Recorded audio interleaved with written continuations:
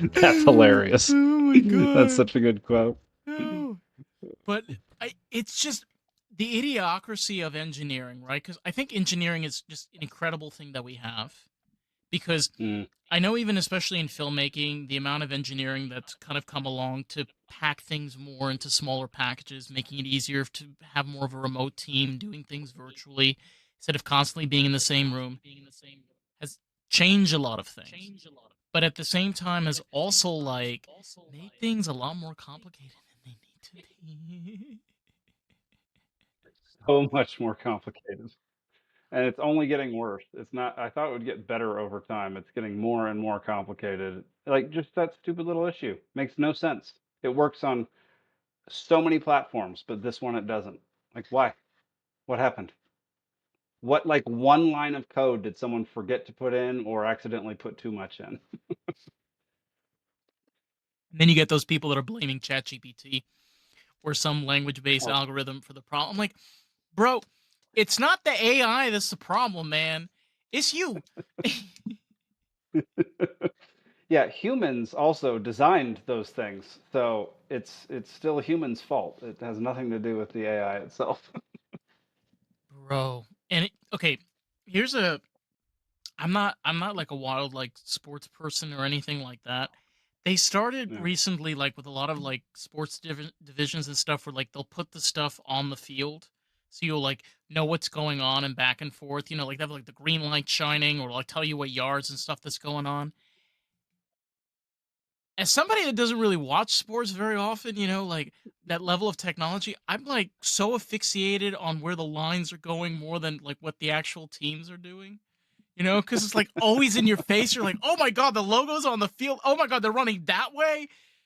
It's a little distracting. Just a little, just a smidge. It's extremely distracting. It's like you're watching augmented reality sports, which is infuriating. Like I don't know if you remember this, but like 20 years ago, they tried in hockey, they tried to Hmm. put a blue dot around the puck, and Dude, it was the so most annoying. annoying thing I've ever So seen. annoying. It was so Like fucking. I don't want to watch video games. Like I just want to watch real life. No, it's so true. It's like, okay, and this is my other gripe. Like, it's not even just with film. It's just like, especially with like TV production and a lot of films that are just coming out, man, just this over use of technology to the point where I feel like Mm. CGI is just garbage compared to what Shrek was in 2000. Bro, it's 2000 when that movie came out. That's over like 25 years ago. How, Yeah. how, like, who, why, how did this? It's like, it's bizarre. It's supposed to go this way, not that way. Yeah. Well, once the barrier for entry got lowered, it means people have a lot less expertise in whatever subject they're actually working on.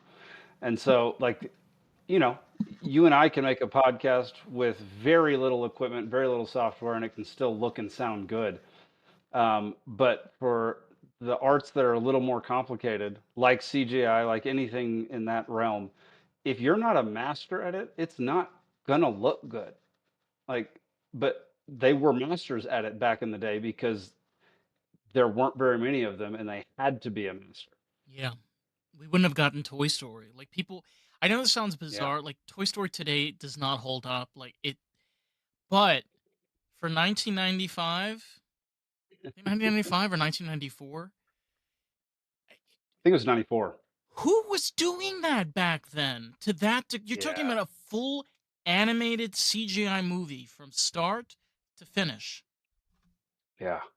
You gotta have the best freaking team back then. Okay, Yeah. people, there was no Wi-Fi back then. All right, let me just explain this to you. Okay, there was LAN cables, there was Ethernet cables. Like, you wanted a page to load, it could take an hour if it was more than a megabyte. Yeah. It really was. It was So, very, looking back on that's funny. but to think of how far we've gotten now, we are pretty much anybody could just open up a computer and make these things.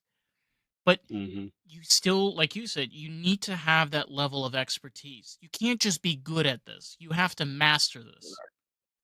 Yeah. Yep. Yeah, and now, I mean, people aren't even masters at it, and now they're gonna start they've introduced AI video, so now people are gonna start just creating video from prompts, um, which I just have massive problems with, in the grand scheme of things. But it's gonna get worse. It's gonna get a lot worse. I don't disagree with you. I think that one of the hard cold realities, especially like somebody like myself, when you're doing indie podcasts, you realize on how much the foundation of the mainstream has basically been crumbling for the past, I would say, Mm, 28, 29 years. Since like 1997, 1996. They don't really have a platform anymore. No one really yeah, buys magazines. Nobody really goes out to watch movies anymore. Now, most people getting movie recommendations or learning about films that people are making, such as yourself, it's like from podcasters, from YouTubers, from people going on live yeah, streams on Rumble. The culture has changed. What's odd, man, is that like you have people such as yourself that are actually changing, and yet those cocksuckers are still stuck in their Bugattis and think they're okay for the next 5 years. that's very true. And I also find it funny that, like, I don't know if you watched South Park, Oh but one of their yes. recent episodes like made fun of a very prominent podcaster and like incorporated a podcast. Like normally they're the folks who take the people who think too highly of themselves or are in positions of power and make fun of them to no end. Well, podcasters have gotten so much power that they're now featured on South Park episodes. Like that's freaking bizarre. I know. You went from Saddam Hussein to like mediocre celebrities to now you've got podcasters on South Park. I mean, what's even more bizarre, man, is you have CBS that's trying to buy South Park for like an astronomical amount of money. And Yeah. it's like the biggest oxymoron that you could possibly think of. Okay. You have a company that, if you go back far enough, they refused to allow a mixed race couple in the 1950s to be on live television. So they said, fuck you. And they made their own TV show called I Love Lucy. And then you have them literally like 70 years later trying to be like, no, we're the good guys. We're the good guys. We've never done anything bad. I'm like, okay, all right, sure. You keep doing that. Yeah. Dude, they would absolutely ruin South Park, man. Like Oh, it's I'm not I'm just not sure like Matt and Trey can be bought at this point. Like they just seem like equal opportunity, screw everybody or just make fun of everybody. It doesn't really matter who's paying them. Um, yeah, I don't know. If there's one thing I have faith in, it's South Park. they are in many ways like our current like Cheech and Chong. Like Cheech and Chong is still alive, but like Yeah. what Cheech and Chong was for the 70s and 80s, like they're our South Park for like the late 90s, 2000s. Yeah. Yeah, you're not Oh wrong. no, bro, and it's hilarious because Cheech and Chong, they're still going at it strong, bro. Like they've got a TikTok. I don't know if you know that they have a TikTok. They have a fucking What? TikTok. Yeah, they have a fucking TikTok page. They'd be like posting like dances and then like smoking like absorbently large. Like there's one where Cheech was just like, "Yo, you want another hit?" And he's like, "I don't know, man. I'm getting up there real high." And he's like, "What? You're old?" He's no. He's like, "No, man. I had like six before this one." I'm like, "Damn, they're old and they're still funny." Good Lord. I had no idea they had a They're on TikTok. TikTok, man. Oh. That just proves that they do it because they love to do it. Because you know they're set for life, but they're still doing things. That's incredible. I I I think of it as you have these visionaries that are artists that, regardless of all of the stuff that they did, because let's be honest, like a lot of the stuff that they put out, this could land you in prison, or worst Hmm. case, getting sued, and Yeah. they're fine. They never Yep. got arrested. They've suffered some consequences, but They have. they're good. You know, Yep, they're still going, man. Yeah, that's amazing. I wonder. I wonder if that's something that like almost where you're not supposed to know. This idea of if you try to be different, you try to be unique and try to create something of your own. That if you stay true to it and you don't try to like chase trends or try to be something that you're not, you actually can get somewhere. See, I like that. I think that if you try to chase trends, you're going to be more likely to fail over time. Your longevity isn't going, you're not going to have any longevity. Whereas if you're just yourself and you work on your craft, you're far more likely to succeed for a much longer amount of time. And like, I know he's the go-to that everyone always cites, but like Rogan is evidence of that. He never had a sponsor. He's never advertised for his show ever, and he just did it because he loved doing it, and he's a naturally curious dude, and he's the biggest podcast on earth. It's friggin' wild. But there are things to always keep in mind in regards to what comes along the way. In the sense Mm. where a lot of the times that we tend to forget in order to be able to accept the obstacles that come along the way, either trying a project that we haven't tried before or doing something that takes us out of our comfort zone.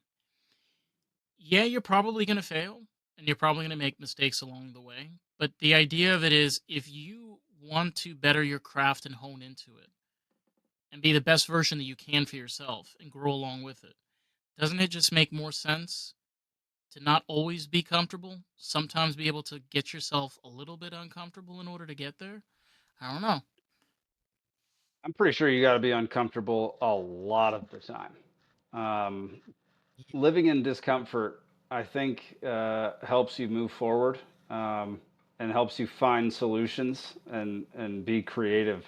I if you're too comfortable on a set or making a movie or a podcast or what have you, if things get too comfortable and you don't get the butterflies or you don't get nervous at all, um, it's probably time to make a change and maybe try something that will make you a little nervous because I don't think. I mean, I guess it depends on what you're actually doing. So, like, there are certain shows and movies and stuff that aren't made for, they're pure entertainment. They're not art. Like the Real And Housewives of Atlanta. there we go. Yeah, it's just entertainment. It doesn't matter what happens. People are going to watch it because it's dumb people being dumb people on screen. Um, so I guess it depends on what your goals are. If your goal is just to make money, then sure. Don't challenge yourself or anything. Just go where the money goes. But I don't really care to do that, and respect far more the people who don't do that. The people who do challenge themselves and don't take the easy path. I don't think there is. This is the issue: is this idea of an easy path? Mm. To be able to be handed the golden ticket, regardless of where you are in life or how successful you are. I think every single person has their own obstacles and challenges that come along the way. I think this idea of thinking that just because somebody is more successful than you and has more money than you, meaning that they're pain free, they're comfortable, they have everything figured out. I don't I don't totally buy that. I think that regardless of where you are, you're still going to be dealing with uphill battles in different forms and you want to say shapes? I'll say shapes. I agree. I agree. I think, yeah, you're 100% correct. I think, what's the quote? Like, uh, if you look at somebody and you're envious of their life, like if you sit back and think for just a few minutes just about the human side of their life, not so much what they present to the public, or the superficial stuff. But if you like think for a second on how you feel at certain times when certain things happen, and reflect on your own emotions and your own personal struggles, like they're going through the exact same stuff. They just might have a little more money and have to deal with slightly different things, or less money, or more friends or fewer friends, or what have you. But everybody feels the same stuff, and everybody experiences similar emotions and similar ups and downs throughout life. And so, yeah, um, I don't think anybody has it easy. I just think there are times when you could elevate the art, whatever your art is, rather than chasing the money. Yeah, chasing the money. No, and I think a really great point to that is like I bring up a lot of famous people, but I think one great example is Wes Anderson. You know, there is a lot of behind the fact that he comes from a very affluent background, but the thing is, the man is an incredible filmmaker. I mean, the ideas that he comes up with, like genius, genius.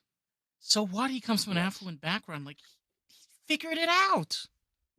Hmm. Yeah, 100%. He is such a good example of that. He stays dedicated to his style.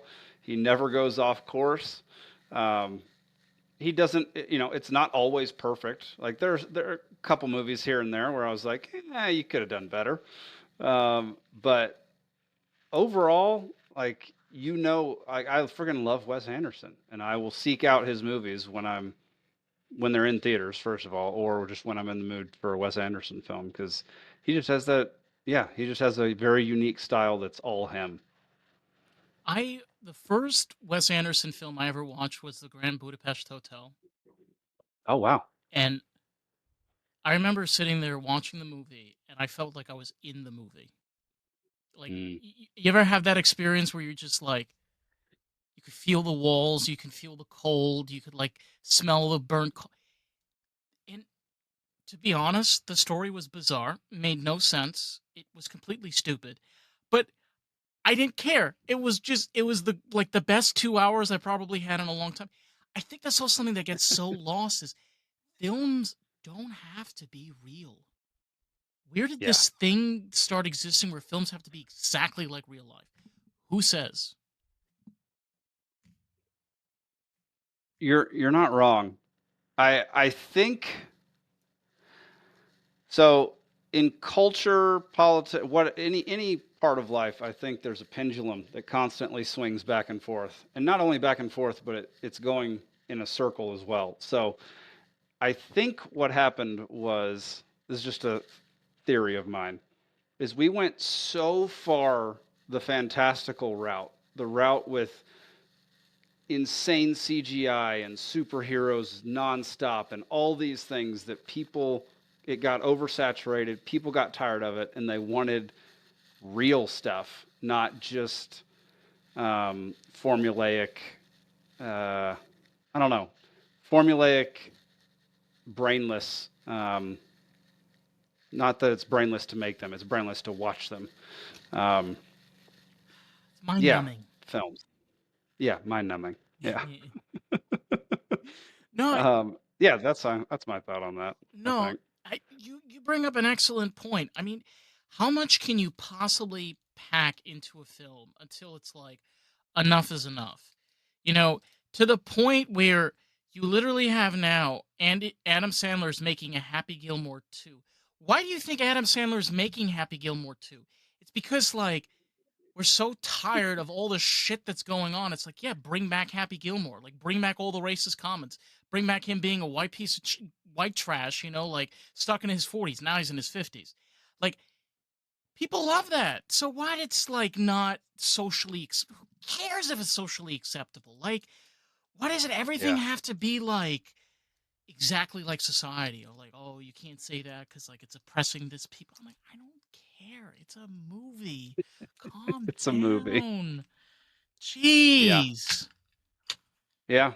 And it's not just, It's happened throughout the centuries too. I mean, people ban books, burn books. Like it's not just the movie industry. It's happened to literature. It's happened to A lot of poetry. It's things. happened to a whole bunch of stuff. So, like people people tend to think that their way is the correct way, and if you're not doing it their way, then it's a problem, and you need to reevaluate your life. And so, if you find something funny that they find oppressive or distasteful, then you are then being oppressive and distasteful, and it's absurd because comedy, first of all, is supposed to make fun of real life and make light of certain issues or make you think about certain issues. It's not reality, but people interpret it as something that like as that comedian's opinion or that writer's opinion or like this is exactly what they're preaching kind of thing. And it's just Um, no, it's just comedy. I mean, some examples like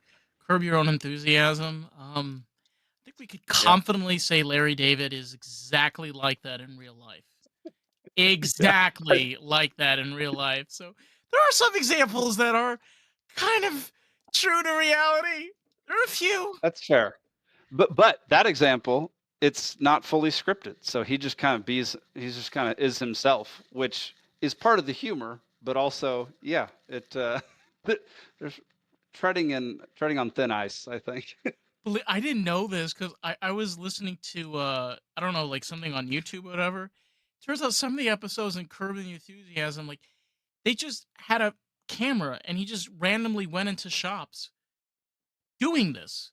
So like some of these shop owners that had these reactions was totally real because he just walked in there, camera straight up, and he's like, yeah, like the whole thing. That to me Wow. is just like you have to be a certain level of a person. Okay. You got to be a level of an Yeah. asshole. Let's be honest. You got to be a certain level of an asshole and a comedian to be able Yes, to you do. pull it off. Like, I feel bad for Larry David's friends. Like, I don't even feel bad for Larry David. I feel bad for his friends that they have to live with that. Oh yeah, no. Larry David's living his best life. Like I don't feel bad for him at all, but yeah, No, dealing I with feel bad for that his would be friends. exhausting. Oh my Yeah, god. I couldn't have a friend like that. It would end pretty quickly. But I do find his antics hilarious a lot of times. So it's good for something. No, and then you have on the opposite spectrum, you have a person like Jerry Seinfeld, which comes out with Seinfeld. And Mm, I'm one of those where I think Jerry's a very, very talented writer. I don't find his comedy to be funny. I'm just not into that type of comedy. It's just not me. fair. I'm like the girl, like Yeah. the cashier, you know, in Jerry's car. Mm. It's just like I watched your act. I'm not into it. It's like you're a cashier. That's Oh, fair. Yeah, his comedy's not for everybody, but he's got I talent enjoy though. his comedy. There are definitely some comedy stylings that I do not care for. Like and people that I still respect and listen to. Rogan's one of them. Like I don't care for his comedy, but I'll still listen to his podcast His because he podcast is his interviews. comedy. Like, there was somebody on YouTube that did this. They put an episode of Joe Rogan and one of his comedy bits against each other. He does Yeah, exactly what he talks about in his podcast as his comedy bit. I Like, need to see that. look, like everybody has their own method. I'm not criticizing or anything, like teach their own, but Yeah, if I could choose to spend $150 to see him perform or my $9.99 Spotify membership so I can listen to it in my car, I think I'm yeah, gonna choose my car. What about you, Jake? yep. I think we're on the same page here. We are. I went to see him live one time. It was during 2021 or 2020, um, and it was him and Chappelle, and it was awful. Both of them were terrible. Uh, and I know that's kind of heresy. I know people who love comedy. If you say Dave Chappelle sucked, like I generally find him pretty funny. He sucked that night. The only guy that was funny on that stage that night was Tom Segura, and it was when he was starting to heat up. So he was hilarious. But Joe Rogan, and Dave were not good that night, and it was painful. Me and my wife were just looking at each other like, this isn't comedy. At one point, Dave Chappelle sat down on a stool in the middle of the stage and just started talking, like not comedy, just started talking about life and interacting with one person in the front row about life, like not Um, being funny or anything. It was awful. oh And so my I won't go back to one of those again. oh my god. I I don't know if you've heard. I think her name is Jessica Corlin or something. She's a comedy. She came out to Dana Beach a few years ago, Mhm. and I at the time like I was dealing with a work injury, and make a long story short, like my place that I was working for, thank God I don't longer work there. Like they did not give me disability, they didn't give me time off. Like I was literally driving to work back and forth. So Yes. I decided while I was suffering with my knee injury, I'm gonna go to a comedy show by myself. So I paid for a ticket, and the table was completely empty. It was just me and my leg in a cast on a chair, with like a table of like 8 other chairs just completely empty. Just me in the front row. Nope. Nope. She came up on the stage. You know where this is going. She came up on the stage and she looked at little old me, and she's like, "What's your deal?" Yeah. And I'm like, "Single with a broken leg, kind of." She's like, "What do you mean, kind of?" And I'm like, "Job didn't want to give me disability." She was like, "Where do you work?" And I'm like, "Shh, shh." She's like, "You're Darth Vader." And I'm like, "No, I refill CPAP supplies." I literally set myself up for that, and I was just sitting. I came out of there, and people were like, "Oh my god, that's Dave!" And I was just like, "Shit, I'm gonna have like a whole encore by the time I get back to my car." Warning: if you decide to go to the front row, make sure you bring people with you. Okay? Yeah, no kidding. I'm glad Yeah. I did. No, that's my worst nightmare, man. I Live events stress me out, especially live events like that. Comedy, like musicals, like on Broadway. I'm sitting there the entire time praying they don't mess up because it physically hurts me to watch them get embarrassed and screw up. And so, like, I'll go every now and then. My wife is in musical theater. You can't Um, skip forward. That's the problem. Like on Netflix, when you get on, exactly. you can't skip forward. Oh, No, it's you the can't. worst. You can't. And so once they screw up and once they embarrass themselves, like that's all I'm thinking about the rest of the time. No. But it's also all I'm thinking about beforehand. And that's all they're going to be known for in my brain after that performance. And also the idea of being called on in a comedy routine in an audience, Not the first. that I'm not a fan. I don't want to do it. I don't want to be there. Don't call on me. You will regret it. Do you want to hear the worst one? This was a few weeks ago. Yes. So Yes, I do. I was in Brooklyn, and I went to a comedy show with two friends I have in Brooklyn. We went to like there's a bunch of comedians that were coming there to like practice. With everything that's going on in New York City, they decided to do political jokes. Like we New Yorkers, we love political jokes. You know, they're it's part of our culture. He gets on the stage and he starts talking about the whole mayor election thing and everything that's going on. And then he looks at me because I'm sitting there like on the sideline. And he's like, "What do you think?" And I'm like, "Well, I'm a libertarian." And he's like, "Oh boy, you are dangerous." And I said, "Yes, I am. I am very dangerous." And he didn't know where to go with that. He didn't know where to go. He's literally standing there on the stage with a microphone and he's just like, okay, guys, well, that was interesting. I broke the comedian. I broke the That's got to comedian. feel good. Heck yeah. Dude, that's awesome. Libertarian, eh? I'm also a libertarian. You don't meet No, I don't meet many of those other than like when I'm at a libertarian meeting. Oh, my favorite is when when people call me MAGA. I love that. Dude, it's so funny. And they're like, "How can you be The hell gay? is How that? can you be gay and libertarian? Like, doesn't that contradict?" I'm like, "Bro, do you even know what liberty?" And did you have to like give the whole speech like, "Oh, there was a guy in the '70s that came up with the liber," and they're like, "Oh, really?" And I'm like, "Yeah, Yeah. really. We're not really Yeah. like a political party. It's not a thing. It's kind of a thing, but it's like, oh, but that's Like, I think that's something that gives us an advantage, especially for yourself when you're creating. And tell me if I'm wrong. You're able to sit down with all sorts of people, whether it be like documentaries or if you're coming up with something even for a podcast, where you could talk with all sorts of people, liberals, conservatives, independents, all kinds of Mhm. people, and seriously make something really incredible instead of like putting yourself in that one box where you can only see things through one lens. Just be honest. We don't all see things through one lens, right? It's not.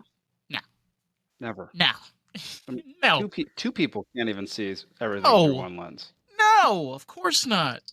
Stupid. Like, how is that even humanly possible? I mean, scientists can even tell you that the color green that I see is completely different than the color green that you see. Yeah. Oh, I believe that. Yeah. Yeah. So So, something so basic, and yet you think we all think the same thing about one specific topic? Come on. Come on. no.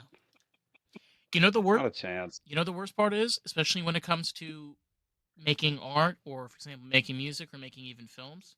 This idea of So, trying to be able to speak to the audiences, to make sure that the audience feels comfortable. Isn't the whole idea of films being made is to see through the eyes of the one that is creating this? Like when you watch a Tim Burton film, it's Tim Burton usually. When you're mhm, watching a Quentin Tarantino film, kind of the same deal. It's a Quentin mhm. Tarantino. Like, isn't that the whole purpose of art? Is that you could watch it and you'd be like, "Oh wow, that's that filmmaker. Oh wow, like that's his style. That's his creative path. Like that's his unique way of making." Half the ass movies you make now, you can't even name who made the movie. That's very Try. true. Yeah. Yeah. I couldn't tell you, aside from maybe, actually, now I can't even remember his dadgum name. Who did Guardians of the Galaxy? James Gunn. Aside from James Gunn, I don't think I could name a single director of a Marvel movie.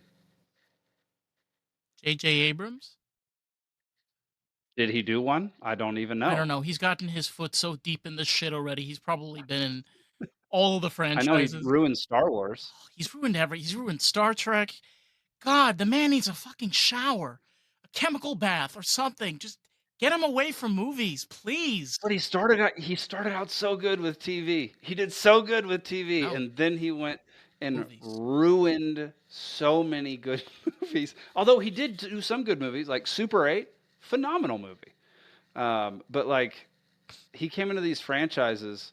I mean, to be fair, Star Wars was already ruined from the prequel trilogy, so We saw Jar Jar it was already dead. Binks. Oh my god, dude. Um, so he only ruined it all over again for a new generation. Burns in your brain a little. Still does. You know what's really sad about that? I Ice. always thought Anakin in episode 1 was actually good. Like I thought he was a good little actor, but it basically ruined his career because everybody hated it so much. The first one was good. The problem was the last two. Mm, Because I'll be honest, it's like it was a period where a lot of filmmakers, a lot of people like moving very towards CGI, and you could mhm. they had to do a revision of the first three movies because of how bad the CGI was. Okay, so Yeah. a lot of people watching now, like one, two, and three, they're watching the revisions. I remember when they were on DVD, and I don't remember when they were on VHS. I remember VHS, but not that far. And they were terrible. Like the CGI was like god awful. Like some of it Yeah. was just very like, that's a stick. Yeah. That's a stick. That's Yeah. not a person. That's a stick. Yeah. It was so bad It's at times, so man. bad. People don't It remember was this so because George Lucas fixed it. Yeah, that is because that's all they remember now. But when they went underwater to Jar Jar Binks's city or whatever, I mean, that was cartoonish. It was So so cartoonish. bad. It was so bad. Yeah.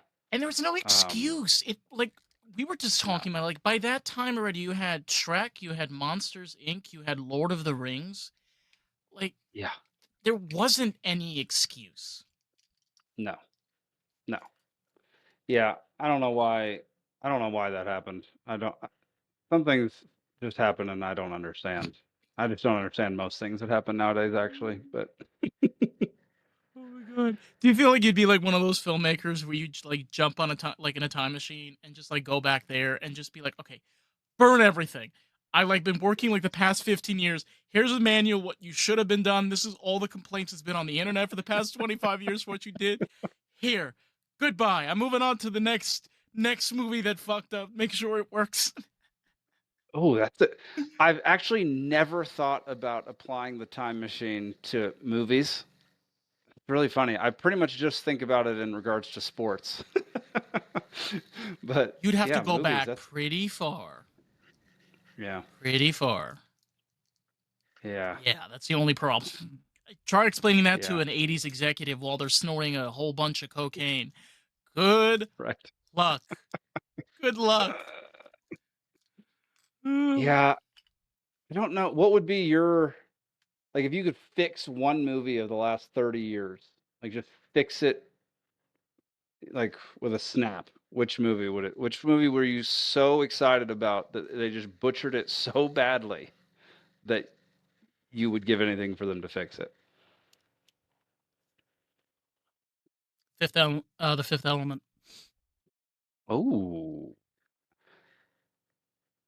that's a good choice.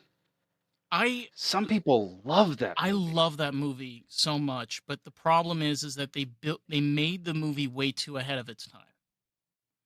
And I Mm, feel that it definitely can do that because you had movies like Tron that did that earlier on. You know, you had movies like Mad Max City yeah, is another great example of it. But they could have given it a little bit more relevance, you know, like Blade Runner did. Like even though it's still set in the future, it's just man, that movie could have been so amazing if it was a success when it came out. Instead of it becoming a yeah, cult classic, like literally 15 years later when it came out on DVD and yeah, VHS, which sucks. yeah. Yeah, that's a good choice. That's a good choice. I think mine would be The Matrix 2 Oh god, I don't want to think about that. Oh please. Ugh. Ugh. It was because they knocked it gross. so far out of the park with the first one that the second one was inevitably going to be a letdown, but it was such a letdown that it's still painful. Like it still hurts that they did such a poor job on the second and third and fourth, all of them The garbage. story is okay. When you go from Alien to Alien 2, all right, Alien 2 is okay. It's not a bad movie. It's actually pretty good compared to like first Yeah. Alien 3. Eh, Yeah. eh. Yeah, it barely passes. But Matrix to Matrix 2, I'm like, you go from like a good structured story in the first one to the next one. It's just like, bro, slow down the brakes. You're trying to make like five things happening at once. Slow down. Yeah. Slow down. Like, They just oh, they lost the plot of like why people liked the first one. right. It was such a smart script and it was people like seem to think it was all about the action the first one, but the No, first one was all about your ability to think morally, ethically, intellectually, um, and applying that to your current state of being and how to navigate that. And it just diverted so heavily from that and went into way more action. Like the writing on it was bizarre. Half the things they did didn't make any sense. There were massive plot holes. I it was so disappointing. And even I don't remember what year, how old I was. I think I was in high school when the second one came out, and like I was not, I was a kid, so it's not like I have 20 years of filmmaking experience now. I was disappointed as a teenager. Yeah. the issue is right is even at a young age when you start to be able to have passion to these things, and I think this is sometimes the way that almost fuels you, where Mm, you then see the things that you don't want to make the same mistakes. You don't want Mm. to run yourself into those same problems because okay, there's good writing and then there's bad writing. There's good filmmaking and then there's bad filmmaking. And believe it or not, you can have fantastic filmmaking and horrible writing. Yes. So there's a balance, there's a recipe to this. And obviously, like, even if you're young, like, you learn to mix those things, even with your own genre, even the things that you want to be able to make in films. Yes. Yeah. That's been my biggest hurdle. So I'm primarily make documentaries. We're gearing up for our first feature film that we'll start um, pre-production on at the end of this year. But my biggest issue is how much of a team activity filmmaking is. It's very hard for me to let go of the reins and trust um, that many people to do their jobs well. Um, and so it's it's not um, it's not surprising that so much crap gets made and so many bad movies get made because if you have one weak link in that core production team, it's it's it's going to really hurt the movie. You everybody has to be firing on all cylinders throughout the entire production for it to be a great movie. And Yes, of with course. so many people doing so many things all at the same time and having schedules overloaded and working on multiple things at one time, like you're not going to get that kind of quality nearly as often as you. I mean, we've talked about 1994 a few different times. I mean, think about all the movies that came out that year. That was like Forrest Gump, um, Toy Story, Shawshank Redemption. Like, how many freaking like I think there were like 10 or 15 classics Well, that the came out just in 1994. the 90s, okay, I'm not trying to glorify the past, but what you're touching on is really true. In the 90s, you had what were called dream teams. You had where the reins could be passed over to a team where they collaborated with one another. They knew how to communicate with each other. They knew what their goal was, that they were all in this together. Because when you're making a Yeah, featured film where you're making any, and you have people around you, you're all in this as one. And yeah, if you know what, that honestly, I'm going to say it, the weak link could be an actor. And it's happened yeah. many times. Like, great example, Snow White with Rachel Ziegler is a great example, and her and Gal Gadot and them having their fire. I don't know what the hell happened with those two ladies, but they really played the mother and Snow White part well for hating each other. Everything else sucked. But that's what I'm sorry. I did, Yeah, yeah. Keep so I didn't see that movie, but please the don't. clips that I saw from it, Please don't.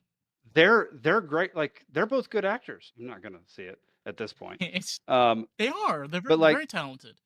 Rachel Ziegler's a good actor, but it was all the off-screen drama that ruined it for her in that regard. But just real quick, I just want to go back for 1 second. Here's the 1994 lineup: Okay. Shawshank Redemption, Pulp Fiction, Forrest Gump, Usual Suspects, Leon the Professional, The Lion King, Speed, Ace Ventura: Pet Detective, Oh, Dumb and Dumber, yes. Interview with a Vampire, The Yes. Mask, True Lies, Legends of the Fall, The Crow, Natural Born Killers, Clear and Present Danger, Four Weddings and a Funeral.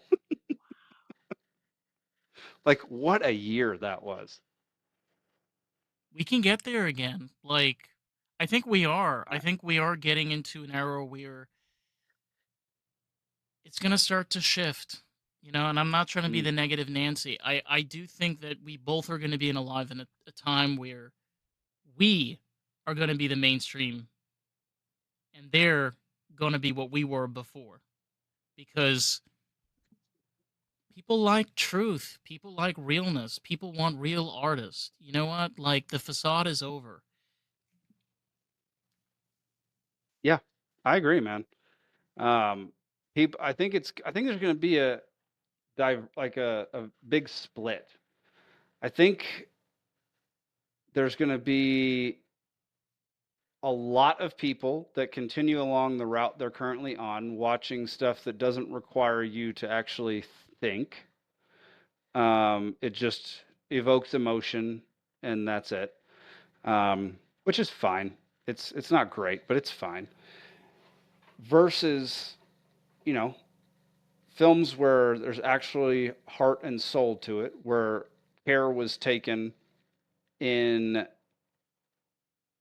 every single word that was put into that script, and it's not dumbed down. It's made to make you think and make you feel. And I think the alternate route will be a very AI centric route where a lot of people won't be able to tell the difference between a human made movie and an AI made movie. But the difference is going to be the AI movie has no soul and isn't going to benefit your life. And I think there's going to come a time when people have watched so many AI movies that they'll accidentally one day scrolling through their library come across a movie that was made by a human and their world will change forever. That is, And I think there will be a huge awakening. oh yeah. I I've thought about this, and I want to hear your input on this. Okay. Where what if we are entering a future where CGI becomes obsolete, and in its place is AI, where you Hmm. have you have humans and engineers and people that come together to create, which there are, and they utilize AI instead of using CGI. So you still have those human films that are still made by people, still using practical effects, but replacing that with something, let's be honest, I mean, just the way that things have been going, kind of makes more sense now. Tell me if I'm wrong. To replace CGI with AI as a tool, because it seems like we're going backwards with CGI. We're not going forwards. But this is what AI should be used for. Yeah, AI is a tool, it is not the product. AI doesn't create. You need to create and use AI as a tool because that's what it is. It needs to be used to improve whatever it is you need help with. It does not mean you say, write me a script and then make me a movie 1 hour, 1.5 hours long with this subject matter in mind. That's not using it as a tool. That's using it to, that's basically giving it, trying to give it humanity in a way that it is impossible for it to actually become human. Um, and using it for certain graphics or like, I use it to create thumbnails for my podcasts because I'm not to the point where I can afford to have a graphic designer on retainer all the time, and graphic design is not my thing. So I had a guy design the template for each of my thumbnails, and then I create some AI art for each one. So like it should be used as a tool. I used it the other day to tell me I'm building a house up here in Montana. I used it the other day to tell me whether or not the beams I was putting in could support the roof that I was putting on it. no, Like, use it as a tool. I totally agree with you. I mean, right now, like I'm training to be a BMW technician, and there are Nice. times where if I need to like practice for certain tests or things, I'll throw information there, try to be able to remember certain algorithm, like certain acronyms from BMW and stuff. And here's the cool part is because I'm actually utilizing it as a tool, I'd be like, hey, that's not true. That acronym actually means something completely else. Actually, no, what you just mentioned is not at all how BMW logistics work. Because again, you're utilizing it as a tool. All I'm doing is giving information I already know.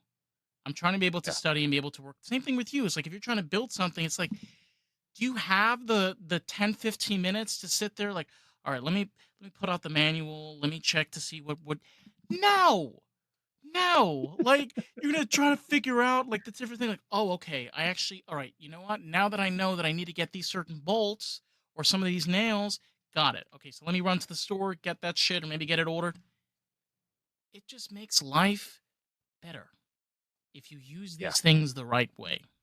Instead of like, Yes. can I say this? Like, one of my gripes to Joe Rogan is the fact that he brings on a lot of fear mongers, especially with AI and a lot of these technologies. And Okay. Yeah. Fair. you're scaring millions of people for Mm. no reason. Mm.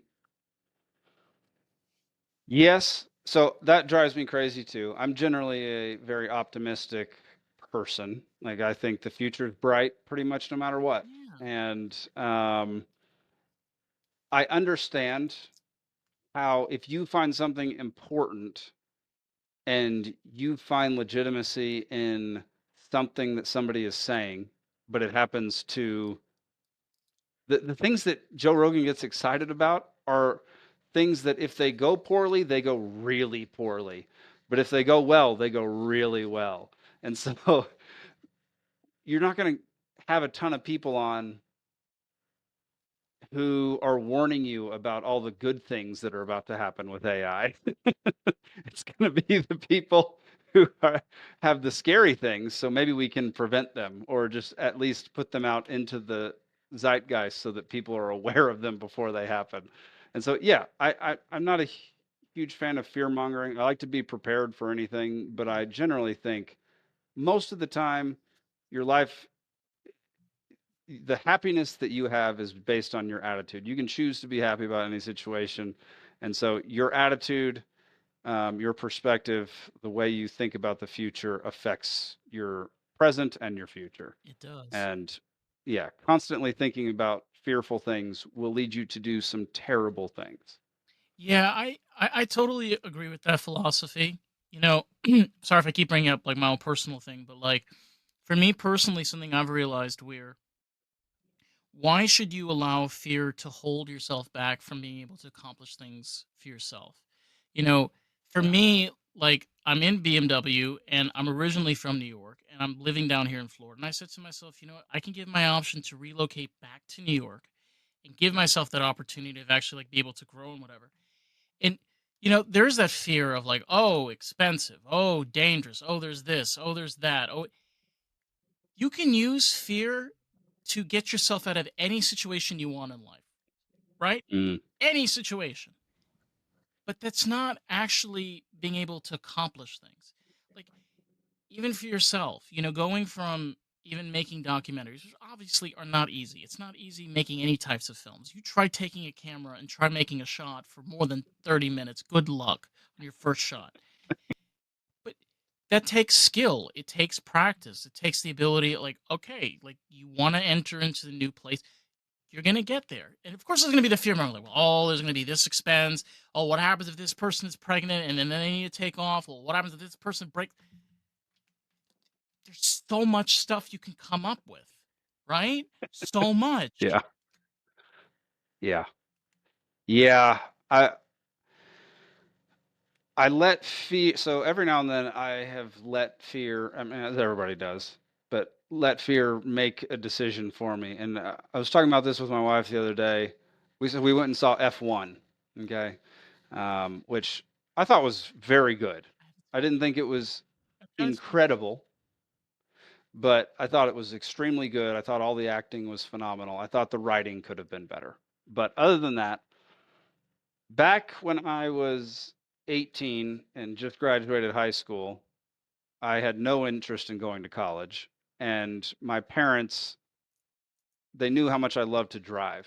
Like I'm a very good driver. And like as far as stunty type driving. It's on your And they license. offered It's a safe driver. they offered to put me through stunt driving school.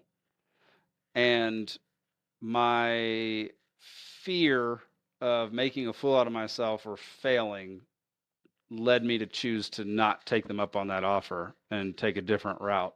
And I've pretty much regretted that for, geez, it's been 20 freaking years. Oh my Oh, gosh. Okay. wow. For 20 years, I've regretted that. Um, to the point where after we saw F1, I was like, babe, I got to quit everything. I got to start learning how to race. I got to go race in F1. And she was like, "Okay, take a few days and think that through. Think about what you just said." And so I took a few days and I was like, "Yeah, there's no F1 racer that's going to be 44 years old by the time that No. that No. I'm there that I'd be that age." So, um, yeah, I I would definitely like fear just leads you to do really dumb things and not not see things clearly. Um, I Oh, yeah. think you miss opportunities um, because you're not seeing things clearly, and No. it you will regret some of those things, just like I regret not going to stunt driving school when I was 18. What you know what? There are practical ways of being able to do those things, right? Like, I'm gonna be honest with myself, like, I'm in my late 20s, and I obviously can maybe work in a dealership for the next 5 to 10 years, but I probably should not be working in a dealership more than 10 years, you know? It does that mean that, like, I can't race cars, or be, like, an engine performant like, okay, that's fine. I'm cool with that. Like, I kind of like electronics. I don't mind being the weird freak talking about Star Trek, screaming over to a German, being like, "Yeah." I'm like, "No, Star Trek. Yeah, no, Star Trek." I don't mind. Like you find the things that give you that still give you that passion and drive, even though Yeah. you kind of allow that fear to say, you know what, I'm gonna be a little I'm gonna say it. You can be a little German about it. You'll be a little structured. I'm gonna take the safe route over here. I'm not gonna continue this. Yeah, I completely agree, man. Yeah.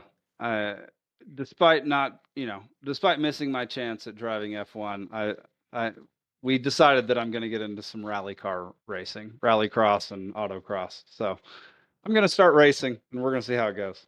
Have you decided which vehicle you want to start on? I will tell you, if you do start with BMW, it's gonna be It's not going to be BMW. My wife loves BMW. I I used to be I was a valet for 6 years. Drove every car under the sun and that was not ever my favorite. Um At the time, Audi was my favorite, but I don't really care for those either. Um, Forget what I was looking at the other day.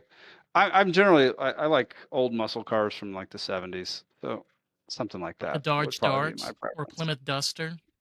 Yes, Yeah, or a Chevy exactly. Citation. Rally race that thing. Oh yes. You ever saw a Chevy Yeah, Citation? You ever saw a Chevy Citation? I don't think I've seen a Chevy Citation. Google it. 1980 Chevy Citation. This is probably the most 80s car.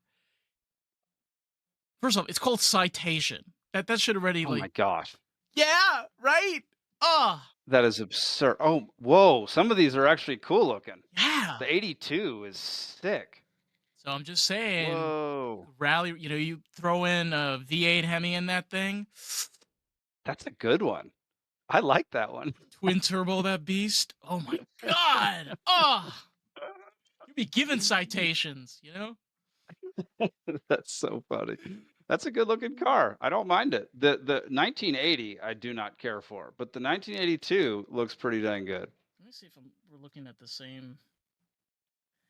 I It's think they like are. the funny thing is, if I literally have this argument sometimes with so many people where they think that rally racing means you need to have like a fancy, like souped up car. I'm like, the whole point of rally racing is you take a piece of shit, you made it, make this piece of shit drive. Okay? Yeah. Like, as long as it's got good suspension, a powerful engine, it could be a rust bucket for all you care. Race that Yeah. motherfucker. The guy who won I think SCCA autocross in Montana last year drives a Mazda Miata. It's a Miata. Yeah, It's a and he rally won. race Miata. He won. Oh my god. He did autocross, not rally. So it's on a track, not on the dirt. Some of those people, they're the ones that put the fangs in their Miatas, or they'll put like that weird grill that'll look like sharp teeth. I'm like, dude, Yeah. it still looks weird. It looks like a freaking fish. All right, no matter how many teeth or things you put in there, it's still gonna look freaking weird. Yeah, that's fair. But rally racing is a good avenue. I mean, you got rough terrain. You're gonna Yeah. be testing everything.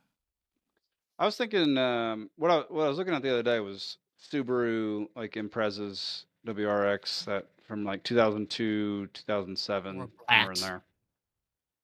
Ooh, yeah, yeah, See what happens that's when a you fun talk one. to car guys? I can't shut up with this. I get a little like I'm okay with Formula One and the whole like NASCAR. And I'm more of like I've always been like a rally racing. I love to just see those cars flip, especially in like rural parts of like Germany and Vienna, like not Vienna, like Yeah. Austria, and they're just like going around corners. You're like, oh my god, the thing's lifting, and it's just like slams right down. You're like, especially those Lancias. Like people out there, they soup the crap out of these old Lancias. Bro, some Yeah, of them man. like have like 400 horsepower. Stuff that people do to some of these cars is insane. And it's smaller than a Mini Cooper. It's smaller than a Mini So funny. Cooper. Oh my god, just for I love size that. comparison.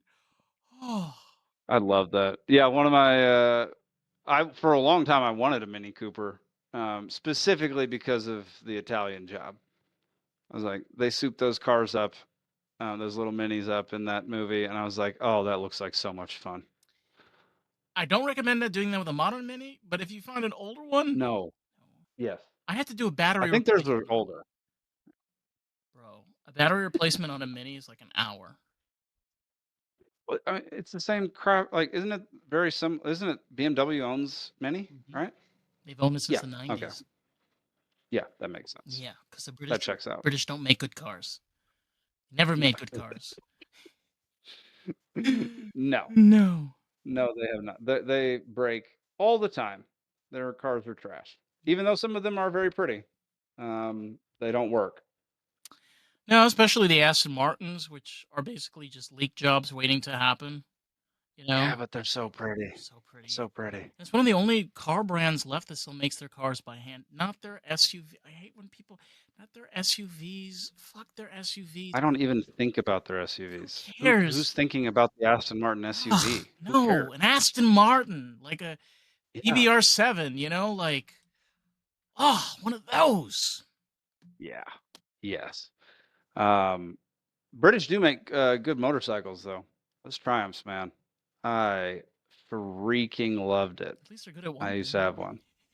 Yeah. They're terrible at making cars, but great at motorcycles. Yeah. Ugh. Yeah. A place where it's I'll always take it. always gray and foggy, like great place for a motorcycle, let me tell you. Oh yeah, those poor people. It's crazy. It's so foggy and so yeah, so overcast all the time, rainy. They have more Yeah. bars than churches. They have more bars than churches. Like, I didn't believe this until I have a friend down in Manchester, and I went there, and we were just walking down just the street. There Yeah. was 14 bars Jeez. on Goodness. one street, one between like 14, and they were all Wow. next to each other in line. So you could be one of those bloody blokes. Go in there, swig a beer next door, swig a beer next door, swig. Like you could just have your bar crawl on one street. I was gonna say, that's probably where the pub crawl came from England? because it's so easy to do so.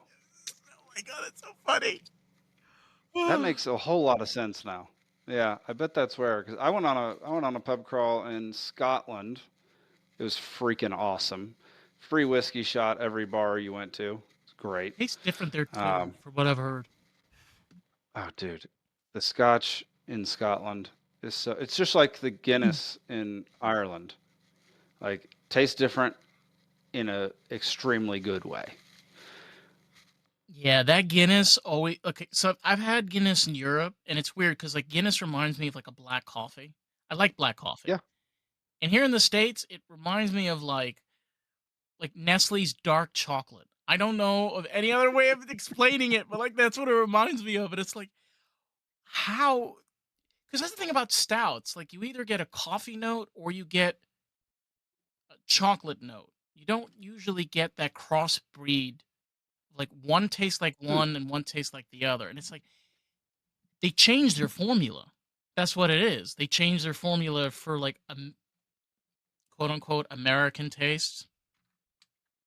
Uh, from what I remember, they had to put some type of extra preservative in it or something because of shipping it all the way over here and how long it takes to get to the actual places. I don't remember. This was years ago. I went to their brewery, so they said why, but I don't really remember why. The same thing with chocolate. We have the same thing. We add a chemical into chocolate only here in the Hmm. United States. So a lot of times, like Oh, when you go to Europe, chocolate tastes completely different. interesting. I'm not a huge chocolate person, so I don't really remember that. No, but it's like, isn't that okay? This is something that's also really weird, right? Where you can interact with a completely different culture across the globe that makes films, makes music, makes art completely different than you do. And you could do this all virtually. You could literally talk to somebody from a completely different country, doesn't even speak your language. It's like their second language. And Hmm. then they can provide like clips or they can help, for example, building music or sometimes add elements to art pieces, whatever. So you could literally have this.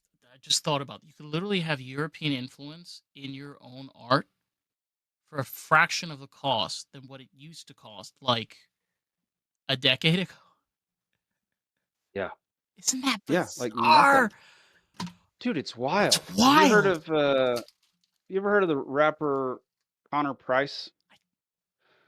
With a He K? was big on no, he was big on TikTok, uh, like 2021, 22, 23. He's really big now. I went to a concert last year and it was awesome. But he got famous by setting up a globe on camera, spinning it, mashing his finger down on one part of the globe, and then finding an artist from that part of the globe and doing a collab together. And he made a whole album called Spin the Globe.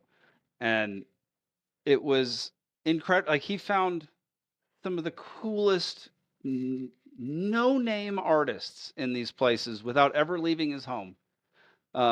They would record their end, he would record his end, his producer would mix them together, and it would be a thing of beauty. Yeah, Bro, incredible. incredible, It's man. so cool. Like, Yeah, that's what I'm saying is too, like, I totally hear your attitude on this. Like, again, it's not being not realistic. And I think it's something that we've like been talking throughout this episode is having a little bit of optimism helps in the long run because what we have now when I was being raised and obviously when you were being raised, we didn't have any of this. None of this existed. And then as we got older no, and got into our adulthood, more and more of this emerges. And guess what? Like past 5 or 6 years, it's been emerging every couple of months, every couple of yeah, weeks. yeah. And I don't know about you, but I don't even know what it's going to look like in 5 years.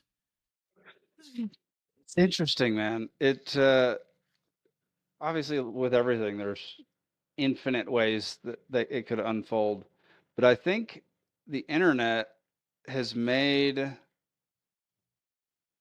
communication and ingesting of other cultures so ubiquitous that eventually there's not going to be other cultures. We're all going to be the same culture all around the world to a certain degree because we all are going to watch similar things. We're all going to see everybody's style, everybody's news, everybody's everything.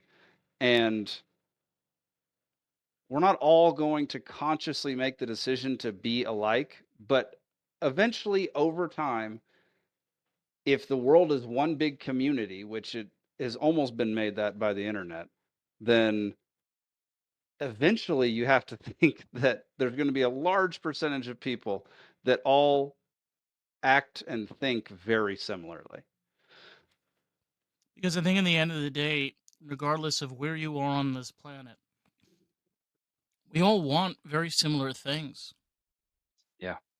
You know, Like, you'd be surprised, and I've realized this too, like, you could run into somebody from Bangladesh and Mm, realize they want a career. They wanna have a future. They wanna find somebody that they yeah. love, and they wanna be able to build a family. They wanna be around people that they can connect with and build connections with along I it's just a country, you know? Just it happens to be somebody's born there instead of being born, let's just say, like, Montana or even New York or even Canada. Yep. Hope we get there, Yeah. man. I really do. On the other hand, the internet could probably just get to the point where everybody hates each other because no one will listen to anything. So that could go that direction too. Yeah. We had to add it in there. Of course we do, man. Of course we do. Oh, we've been talking this whole time, and I feel I know that you have a podcast, you have a website, you're talking about you working on your future debut film. Um, Mhm. where do you currently like have all of your socials? So, like, where can these people like if they want to check out Jake Green?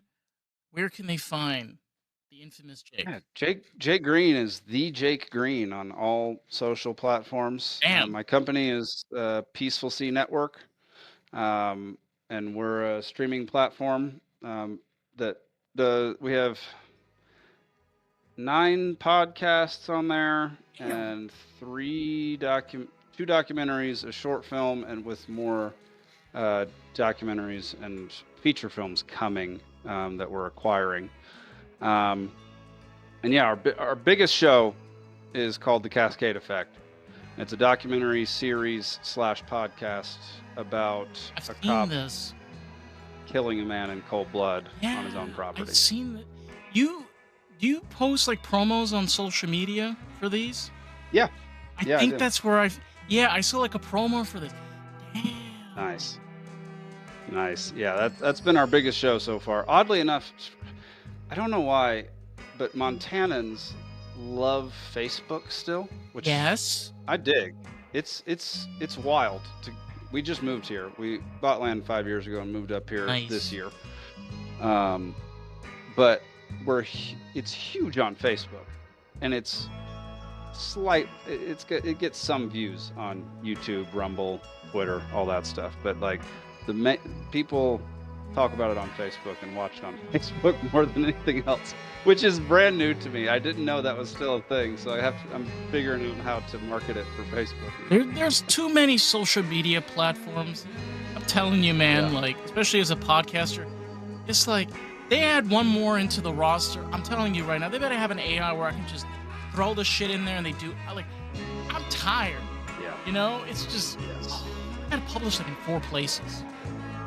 dude, it's It's exhausting. It's exhausting. exhausting. Yeah. And you have to type the same thing every daggum time, and then just remember how to tweak it slightly for that platform so that a few more people get to see it. And it's just like, it's late. I need to go to bed. This is dumb. Yeah, literally, it literally is that late. What is your social media handles and your website? I'm gonna put the links and everything in the description, regardless. Yeah. So, Peaceful Sea Productions is on X and Instagram. And then my website is peacefulsea.network. So www.peacefulsea.network. Easy peasy lemon squeezy. Very easy to find Yeah, Jake. man. Yeah, very easy. Try to make it as easy as possible, considering how many billions of things are out there these days. For all honesty though, like thank you so much, man, for like coming on and spending the time with me. Like Yeah. I feel like the more conversations that we have in regards to where filmmaking is going, how filmmaking is made, and just being able to realize like I know the struggle is hard. If you stay genuine, stay yourself, notice. They do. I completely agree. I appreciate you chatting with me, man. This has been fun. I've really enjoyed it. Oh, of course, man. My pleasure. Well, listen, to anybody out there, if you want to check out more of the podcast, you can find us at Lost Pod and Run Rumble and Substack. That's the 4 places that I got to fucking publish all the time. So please, please. But, well, honestly, Jake, thank you so much for coming on. And all you motherfuckers out there, catch you on the next one. All right. Peace out. Yeah. Peace.